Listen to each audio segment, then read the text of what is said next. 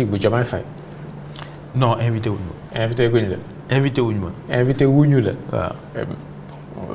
ku la fa gis tamit du bett kenn la invité wuñ ma léegi sëñ bi. waaw ok parti boobu. suñ ma invité dinaa xool ak suma équipe ñu xool quelle attitude prendre. waaw parce que pareil nous on est dans une démarche participative amul leader buy toog di décider di dem yoonam dañuy toog waxtaane mbir yi. ok parti boobu ak président boo xamante ni il devient de plus en plus comme Macky Sall un président très politique noo ko jàngatee.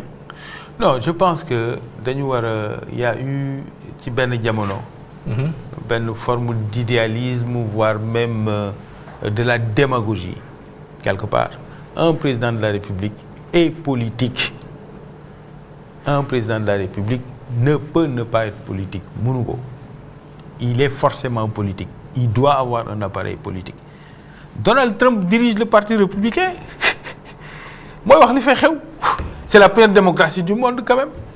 La France, il y a un courant, les macronistes qui sont à l'Assemblée, qui vont au palais, def réunion avec Macron, génn jël les lignes données par Macron, ñuy déroulé et ça moo nekk en Angleterre, le Premier ministre appartient à un parti politique. Nous, on veut réinventer la roue au Sénégal. Am na ay idéologues yoo xam ne dans le pays rendre un service Sénégal.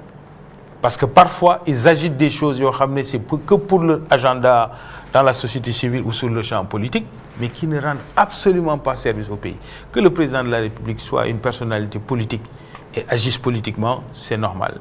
Maintenant, il faut avoir hauteur de vue sur certaines questions. Sur les questions de souveraineté, sur les questions d'identité et d'unité nationale. Yooyu dañu war a sentir ne moom. équilibre boobu moo ci am solo. moo ci am solo mais que mu am parti politique. alors yow franchement statut bi nga xamante ni ñu ngi ko doon wax ça fait des années ci assises yi ak ci rencontre yi daan am ci dialogue yi mooy tey boo nekkee chef de parti boo accéder au pouvoir waratoo jiite parti bi donc yow loolu àndoo ci. musuma ci ànd. ànduma ci loolu man ànduma sax ci limitation des mandats. Ah bon? Non. Pourquoi? Parce que pour man c'est le peuple qui doit limiter les gens et qui doit dire fii doy na fii doyul. C'est le peuple qui vote qui est souverain man loolu la xalaat parce que y a un problème de fond. On est dans une démocratie boo xam ne c'est la fameuse démocratie représentative où il semble que quand on choisit un chef. Dañu war a évoluer dans une tradition qui ressemble plus à nos traditions africaines kii fi teg dañ la fi teg rek parce que tu représentes ce que la majorité du moment moo la fi teg mais tu n'es pas forcément un génie ou un meilleur mais tant que les gens considèrent que kii fi teg moo gën a mën a représenter li majorité bi xalaat moi ça me pose pas problème. mais au cas échéant tey Pape Mahawa nga am président boo xam ne par exemple attentes yi amoo ko par exemple mi ngi noot askan bi exemple lay joxe nga ne limitation des mandats amoo kooku boo ko bëggee jëlee nooy def. askan bi mooy voté. su askan bi non voté jëlee ko fi boo dee limitation d'accord ci mooy moom bu toogee day toog ba doyal dem. déedéet waxuma loolu de. waaw kon loo wax. li ma wax mooy xam nga ñun dañoo am système électoral. oui. alors sunu système électoral bokk na ci système bi gën a baax ci àddina bi parce que day joxe résultat ak sunu système. bu ñu voté ba sa ngoon sax kuñ ne mooy président mooy président. bu dee askan wi doyal na si yow du la voté. du la voté bu doyalul si yow mu voté la. mu voté la ok amul beneen problème. loolu la jàpp. loolu leer na. mais nag li ñu gis loolu sama point de vue la man mais apparemment les acteurs politiques liñ d'accord. mooy une limitation de mandat aujourd'hui et bon man gêné wu ma quoi non plus mais sur le principe man awma ci benn problème parce que il faut faire confiance au corps électoral parce que ñun d'abord là où je veux en venir soxna si ñun nous sommes le Sénégal nous sommes pas n'importe quel pays pardon nous ne sommes pas le Mali nous ne sommes pas la Guinée nous ne sommes pas la Gambie nous sommes presque aucun pays de l'Afrique nous sommes le Sénégal. Man j'ai une certaine fierté et une conviction que le Sénégal du benn réew africain loolu il faut que ñu rétablir ko fii le président taxaw ne damay reporter élection yi mais institution judiciaire taxaw ne ko doo ko reporter nii nga koy organiser c'est notre pays ça on doit en être fier. Oui, parce qu'on a des très bons textes. Des très bons textes et de très bons hommes d'État de grands cadres de grands magistrats un système électoral qui fonctionne donc débat yooyu dañ ko war a jéggi. jàll ci tabax réew mi jàll ci autosuffisance alimentaire jàll ci révolution agroécologique jàll ci la défense culturelle de nos enfants pour l'avenir dugg sur les vraies questions parce que question wu ay conseil constitutionnel dañ koy corrompre juge ça on a par la preuve concrète que loolu amul. Les Sénégalais sont souverains ku ñu bëgg a fal dañ lay fal ku ñu bëgg a folli la et on a de hauts cadres dans l'administration dans la justice et cetera. qui seulement tempo bi ñi nga xamante ne ñoo ko yore c'est quand Diomaye ak Sonko quoi ñoom ñooy dicter tempo bi ñoom ñooy indi élément de langage yi. ñoom ñooy poser débat bi yéen vous avez du mal à exister ci seen wet. Bon il y a eu ça fait 2 ans qu'ils sont là les Sénégalais suñu voté.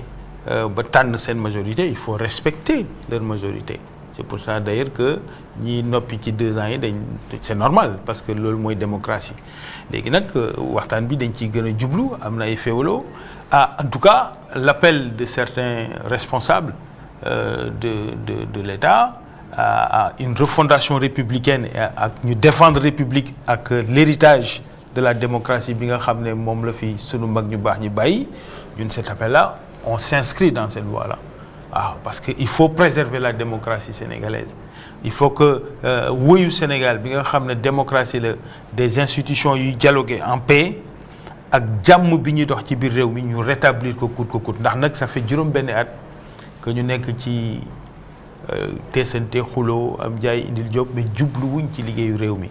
loolu dañ ko war a def tey mouvance bi présidentielle bi présidence bi jël actuellement jàpp nga ne loolu dinañ ci dem étant donné que tout à l'heure évoqué nga ni dañu war a am président de la République très politique on est en phase avec vous mais tey bu dee dafa topp politique bi tamit te soxlay askan waa ngi taxaw loolu tamit. non waxewu ma ko noonu dama ne. waaw lu ma wax nga ni ma waxee ma ko noonu. te pourtant je fais que répéter. li nga wax allez-y. damay préciser li ma xalaat rek. d'accord pour mu bañ je vous en prie. un président warul nekk un politicien warul nekk chaque jour ci ay rendez-vous politique ak ay détails yu politicien un président rendez-vous am ëpp na loolu gën na ko yaatu donc loolu c'est précis mais un président day am un cëslaay politique day am cëslaay politique et c'est normal. loolu moo xew Amérique wax naa ko Donald Trump moo jiite les républicains France les macronistes am nañ seeni groupe parlementaire di réunion moom biir Élysée nga jël ko Angleterre c'est la même chose ñu ngi doog am premier ministre bu bees mais ci benn parti politique la jógee donc loolu ne da ngay couper ki jiite réew mi ak parti politique loolu amul sens nekkul fenn amul ci benn démocratie ci àddina bi loolu laa wax soxna. pour yow démagogie la sax quoi. démagogie la sax loolu teguwul fenn loolu dañuy nax Sénégalais yi. ndax loolu amul ci benn réew. li ngay répété yaa ngi wax révolution agroécologique mi ngi ñëw di ñëwaat ci say kàddu tey ji ban jubluwaay ngeen ci am yenn racine ci lu jëm ci wàllu révolution agroécologique boobu nga xamante ni jamono ji gis nañu réew mi mu ngi ci commencé di def ay jéego ndànk-ndànk. waaw ñun jàpp nañ ne soo li ñuy njëkk a joxe cër am réew ci ni muy doxe mooy ni mu téye environnement am gis nga soo taalee oto fi Dakar jëm Kaolack di nga xool sa ndeyjoor xool sa càmmoñ ba ngay yegg doo gis dara nga dul gis pourtant c'est des terres arables yoo xam ne war nañ ci mën a jëmbat garab mu joxe économie parce que garab économie la soo jiyee citron xaalis la soo jiyee coco xaalis la soo jiyee palmier xaalis la gis nga le plus grand pays producteur d'huile de palme au monde c'est la Malaisie amuloon palmier programme expérimental moo jëlee ay palmier Ghana yóbbu ko fa dans les années 50-60 je pense ñu def ko ci aujourd'hui def ci farlu jëmbat palmier partout ñoo nekk les premiers producteurs au monde d'huile de palme. bàyyi fa Ghana. seen surface arable c'est pas plus de 800 000 hectares ñun on est à 3 millions de surface arable au Sénégal ça veut dire que suñu jubloo ci yoonu révolution agroécologique mun nañ non seulement transformer suñu économie mais en même temps mun nañ préserver suñu environnement ndax ku ji garab am taw.